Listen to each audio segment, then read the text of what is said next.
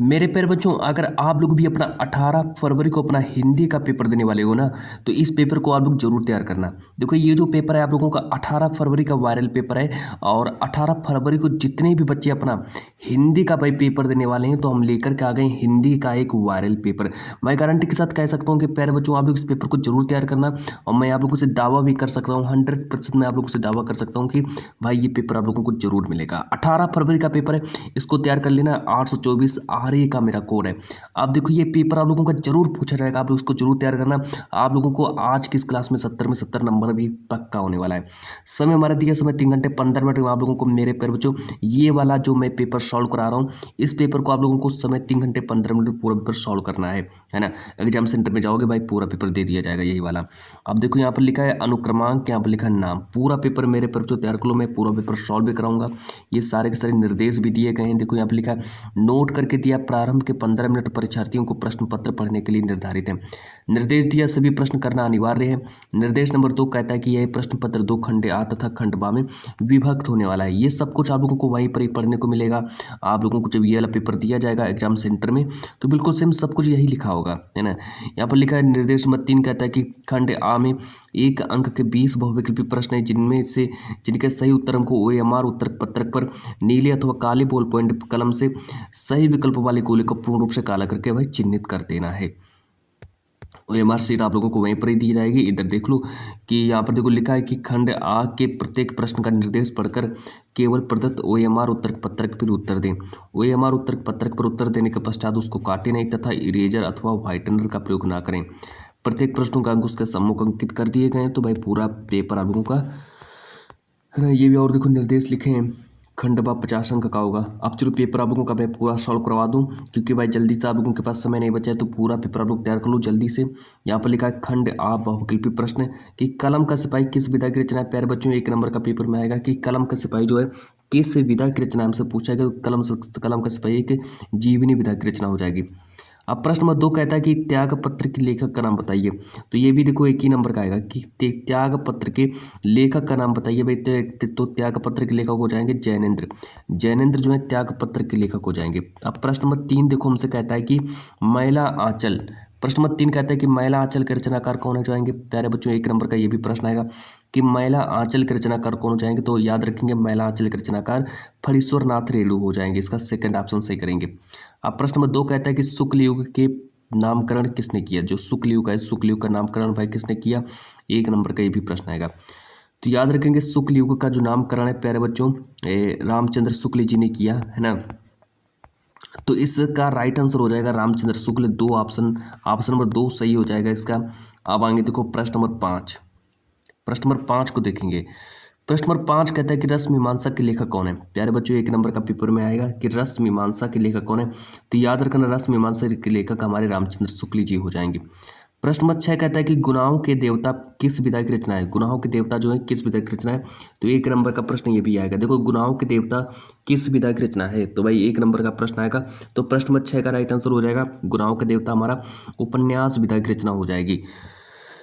और प्रश्न नंबर 7 कहता है कि आचार्य रामचंद्र शुक्ल किस युग के लेखक हैं। तो आचार्य रामचंद्र शुक्ल भाई किस युग के लेखक हैं। तो इसका राइट आंसर हो जाएगा, देखो आचार्य रामचंद्र शुक्ल जी जो है मेरे शुक्ल युग के लेखक हो जाएंगे। तो शुक्ल युग इसका राइट आंसर हो जाएगा। क्वेश्चन नंबर 7 का ए ऑप्शन से हो जाएगा। आगे देख लो क्वेश्चन नंबर 8। प्रश्न नंबर 8 को देखेंगे कि रीतकालिक रचना क्या हो जाएगी। भाई 1 नंबर का ये भी आएगा कि रीतकालिक रचना क्या हो जाएगी। तो देखो, रीतकालिक रचना हो जाएगी यहाँ पर मेरी, इसका राइट आंसर हो जाएगा रामचंद्र का जो है ये एक रीतकालिक रचना हो जाएगी। प्रश्न नंबर 9 दिया है कि साकित्य जो है किस युग की रचना है। 1 नंबर का प्रश्न ये भी आएगा कि साकित्य जो है किस युग की रचना है। तो याद रखना मेरे प्यारे बच्चों, साकित्य जो है ये एक द्विवेदी युग की रचना हो जाएगी। और प्रश्न नंबर 10 कहता है कि हिंदी का प्रथम महाकाव्य माना जाता है। 1 नंबर का ये भी आएगा। तो देखो, हिंदी का जो प्रथम महाकाव्य माना जाता है वो है पृथ्वीराज रासो, यानी कि इसका भी एक ऑप्शन नंबर ए इसका सही हो जाएगा। तो पृथ्वीराज रासो जो है ये हिंदी का प्रथम महाकाव्य माना जाता है। अब आगे देखो प्रश्न नंबर 11। प्रश्न नंबर 11 कहता है कि ध्रुव सौमनी के नाटककार कौन हो जाएंगे भाई? ध्रुव सौमनी के नाटककार प्रश्न नंबर 1 नंबर का ये भी प्रश्न आएगा। तो ध्रुव सौमनी के नाटककार हमारे जयशंकर प्रसाद जी सही हो जाएंगे। देखो डबल जयशंकर प्रसाद दिया है, लेकिन आप लोगों को ये वाला जयशंकर प्रसाद सही करना है। इसको सही करो या फिर इसको सही करो, इसमें कोई दिक्कत नहीं है ना, क्योंकि आप लोगों का पेपर है भाई, डबल ऑप्शन दे दिया, हम क्या करें बताइए, है ना, वो तो बोर्ड की तरफ से लिखा है।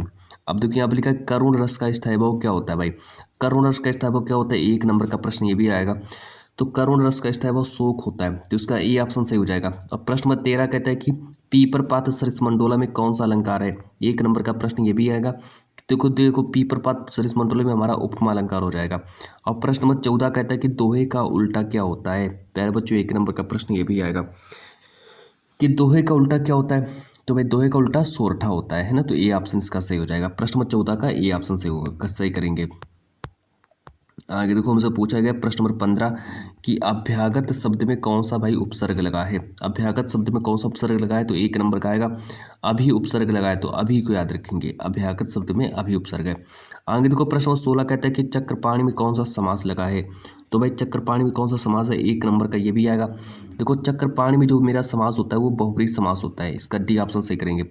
और क्वेश्चन नंबर 18 कहता है कि निम्न में से वारिद जो है किसका पर्यायवाची शब्द है? वारिद भाई किसका पर्यायवाची शब्द है? वारिद याद रखेंगे, वारिद मेरा बादल का पर्यायवाची शब्द है, इसका डी ऑप्शन सही हो सही करेंगे। चलो आगे देखो प्रश्न नंबर, अब मैं आगे बात करता हूँ प्रश्न नंबर 18 के बारे में। प्रश्न नंबर 18 कहता है कि तास्यम तद स्त्रीलिंग शब्द के किस विभक्ति एवं वचन का रूप है? तो भाई किस विभक्ति वचन का रूप है? 1 नंबर का भाई ये भी आएगा। तो तास्यम तद स्त्रीलिंग शब्द जो है शब्द के किस विभक्ति एवं वचन का रूप है? तो भाई इसका राइट आंसर हो जाएगा सप्तमी एक वचन, सप्तमी एक वचन, यानी कि इसका डी ऑप्शन सही करेंगे। और प्रश्न नंबर 19 कहता है कि वह क्रिया जो दो क्रियाओं के योग से बनती है उसको क्या कहते हैं? अब भाई जब दो लोग मिलते हैं तो उसको हम संयुक्त वाक्य कहते हैं, है ना, इसका सी ऑप्शन सही करेंगे। और प्रश्न नंबर 20 को देख लीजिए भाई। प्रश्न नंबर 20 कहता है कि पुस्तक पढ़ी जाती है, इस वाक्य में वाच्य का कौन सा भेद है? 1 नंबर का आएगा। तो पुस्तक पढ़ी जाती है, तो प्रश्न नंबर 20 का भाई राइट आंसर देखो 20 नंबर, तो क्वेश्चन नंबर 20 का राइट आंसर हो जाएगा कर्मवाच्य।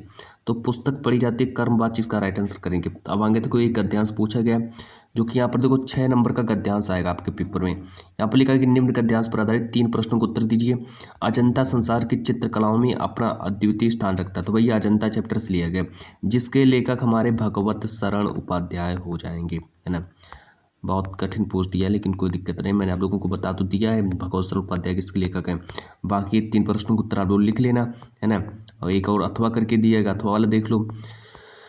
अब यहाँ पर देखो एक यहाँ पर लिखा है दिए गए पद्यांश पर आधारित 3 प्रश्नों को उत्तर दीजिए। पद्यांश भी आप लोगों का पूछा जाएगा 6 नंबर का। ऊधों में ब्रज विसरतनाई, वृंदावन गोकुलपन उपवन सघन कुंज की छाई, प्रातः समय माता जसुमती अरुण नंद देख सुख पावत, माखन रोटी देव सजायो अति हित साथ खवात पियावत, गोपी बॉल बॉल संग खेलत दिन हसत श्रात, सूरदास धनी ब्रजवासी जिन सोहित ऋतुतात।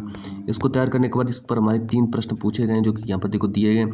उपयुक्त गद्यांश पद्यांश का संदर्भ लिखिए, रेखांकित अंश की व्याख्या कीजिए, श्री कृष्ण को ब्रज की कौन कौन सी बातें विस्मृत नहीं होती हैं। तो भाई ये हमारे 3 प्रश्न, जब आप इनका उत्तर लिख दोगे तो आप लोगों को 6 नंबर मिल जाएंगे, है ना। तो इसको आप लोग जरूर तैयार करो। इसके बाद हमारा अथवा करके भी दिया गया है। अथवा में देखो दिया नहीं चाहिए बुद्धि बैर की, अथवा करके यहाँ पर दिया गया कि नहीं चाहिए बुद्धि बैर की, भला प्रेम का अनुवाद यहाँ, सबका शिव कल्याण यहाँ है, पावे सभी प्रसाद यहाँ, सब तीर्थों का एक तीर्थ है, हृदय पवित्र बना ले हम, आओ यहाँ अजात शत्रु बने, है ना। इसको भी तैयार कर लो, या भी आप लोग ऊपर वाला तैयार कर लो, है ना। अब यहाँ पर देखो एक और दिया है। अब यहाँ पर देखो लिखा है कि संस्कृत का गद्यांश पूछा जाएगा भाई। संस्कृत का गद्यांश जो है 5 नंबर का आएगा कि नागरिका बहुकालम यावत अचिंत्यत पर प्रलिकायम उत्तर धातु समर्थम न अभवत, अतः ग्रामीणम अवदत अहिम अस्या प्रलिकायम उत्तरम न जनामि, है ना। इदम श्रुत्वा ग्रामीण अत्कथयति यदि भवान उत्तरम न जनाति तर्हि ददातु दासरूपिणम अथा मलान मुखेन नागरिक शर्तनुसारम दासरूप। तो भाई ये तो मेरा प्रबुद्ध ग्रामीण चैप्टर से लिया गया, है ना। इसका आप लोगों को हिंदी में अनुवाद कर देना है, प्रबुद्ध ग्रामीण से लिया गया। अब देखो आगे दिया ये मेरा, देखो जो मेरा वाराणसी चैप्टर से लिया गया है, अथवा करके जो दिया गया है कि इयम नगरी विविध नाम संगम स्थली, महात्मा बुद्ध तीर्थंकर पार्श्वनाथ शंकराचार्य कबीर गोस्वामी तुलसीदास अन्य चा वैभव, है ना, महात्मा अंतर्गत। तो ये तुम्हारा भाई वाराणसी चैप्टर से लिया गया। तो वाराणसी तो आप चैप्टर आप लोगों को पूरा याद ही हो गया होगा। तो वहाँ से इसका उत्तर आप लोगों को लिख देना। अब यहाँ से देखो, यहाँ से आप लोगों का स्टार्ट हो जाता है संस्कृत का पद्यांश। कहता है कि दिए गए संस्कृत पद्यांश का संदर्भ सहित हिंदी में अनुवाद कीजिए। तो भाई 5 नंबर का आएगा। एक ये दिया, एक ये दिया, दोनों को तैयार कर लो। निर्छिर विवेके हंसालस त्वमेव तनुषे चेत अमुख स्फुरवक्ता चायो जनाति सा पंडिता। इसके बाद नेक्स्ट दिया है कि अपतो दूरकामी चा साचरो नाचा पंडिता अमुख स्फुरवक्ता चायो जनाति सा पंडिता। इसके बाद तो क्वेश्चन नंबर 5 कहता है कि अपने पठित खंड काव्य के आधार पर दिए गए प्रश्नों में से किसी एक प्रश्न का उत्तर दीजिए। तो भाई 3 नंबर का खंड काव्य भी आएगा। तो खंड काव्य देखो आप लोगों के हिसाब से आप लोग के टीचर ने आप लोगों को बता दिया होगा, तो आप लोग कोई भी खंड काव्य लिख देना, है ना, जो आप लोगों के हिसाब से, जो आप लोगों का जो जिले के हिसाब से पूछा जाता है, तो उसमें से आप लोग देख लेना, है ना। ये सब खंड काव्य हैं इस पेपर के। अब यहाँ से मैं आप लोगों का जीवन परिचय बता देता हूँ। तो भाई जीवन परिचय आप लोग कौन कौन से जीवन परिचय तैयार करना है। दिए गए लेखक में से किसी एक लेखक का जीवन परिचय देते हुए उनकी एक प्रमुख रचना का उल्लेख करो। भाई 5 नंबर का जीवन परिचय भी आएगा। जयशंकर प्रसाद है, रामधारी सिंह दिनकर हैं, आचार्य रामचंद्र शुक्ल हैं, तीनों के जीवन परिचय तैयार कर लो।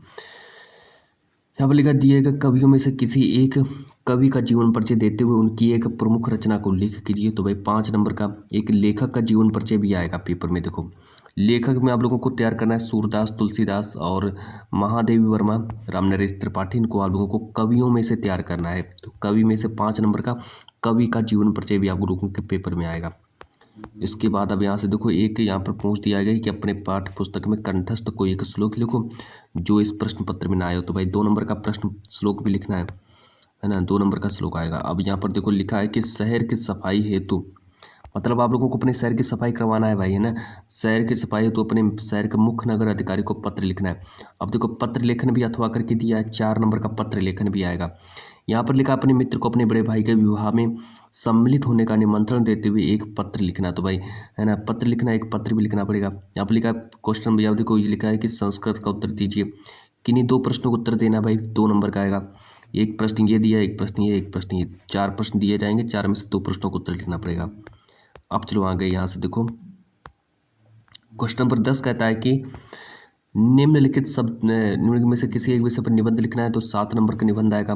पर्यावरण प्रदूषण कारण एवं निवारण दिया है, विज्ञान अभिशाप एवं वरदान दिया, वृक्षारोपण का महत्व, जनसंख्या वृद्धि। तो ये देखिए हमारे चार निबंध आएंगे पेपर में, 4 में से आप लोगों को एक का निबंध लिखना पड़ेगा। 7 नंबर का निबंध भी आता है। तो भाई चलिए पूरा पेपर मैंने आप लोगों को बता दिया है और आज की इस क्लास को मैं यहीं पर ही समाप्त करना चाहूँगा। और चलिए आज की इस क्लास को यहीं पर ही हम एंड करते हैं।